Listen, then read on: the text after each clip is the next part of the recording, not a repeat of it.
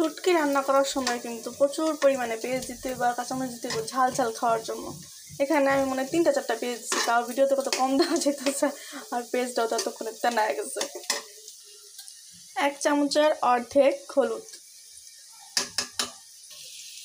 লাল মরিচটা আমি অল্প একটু দিছি, ঝাল হবে দেখে অল্প একটু দিছি।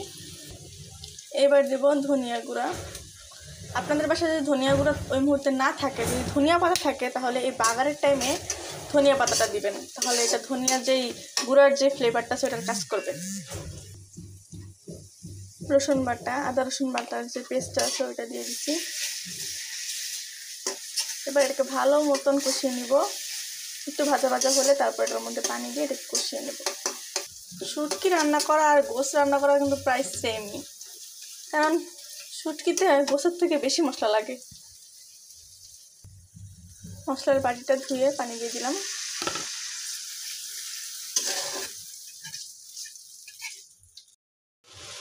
লবণটা দিতে ভুলে গেছিলাম, তাই একটু লবণ দিয়ে নিলাম।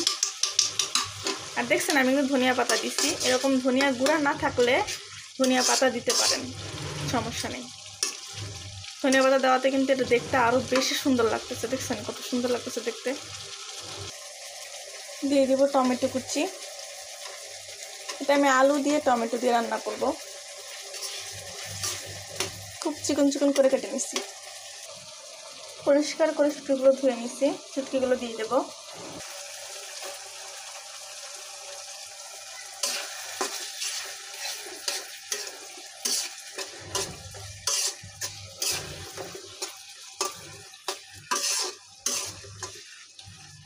এখন শুটকির একটা ফ্লেভার আসছে, একটা গ্রান আসছে শুটকির। আমি ঢেকে দিছিলাম, ঢেকে দিলে জিনিসটা তাড়াতাড়ি সিদ্ধ হবে। দেখেন তেলটা উপরে ভেসে আসছে।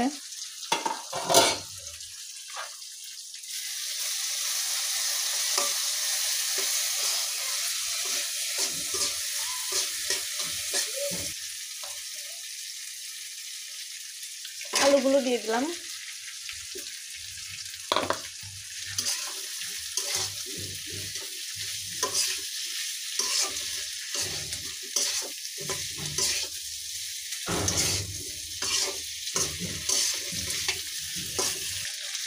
এবার আলুগুলো একটু ঢেকে দিব ভাজা ভাজা হওয়ার জন্য।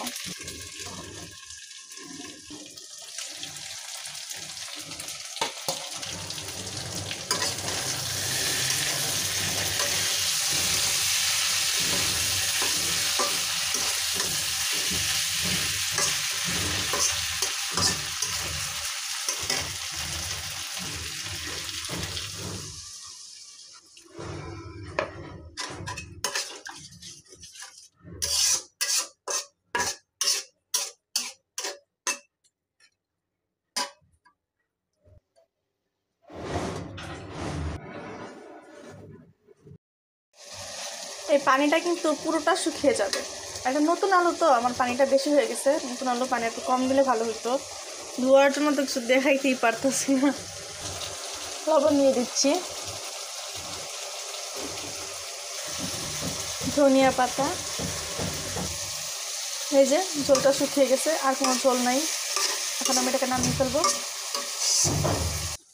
এই দেখেন কত সুন্দর হয়েছে কালারটা। এটা খুব সহজভাবে আমি রান্না করছি, চাইলে আপনারা ওইভাবে রান্না করতে পারেন, খাইতে পারেন, দেখতে পারেন কেমন লাগে।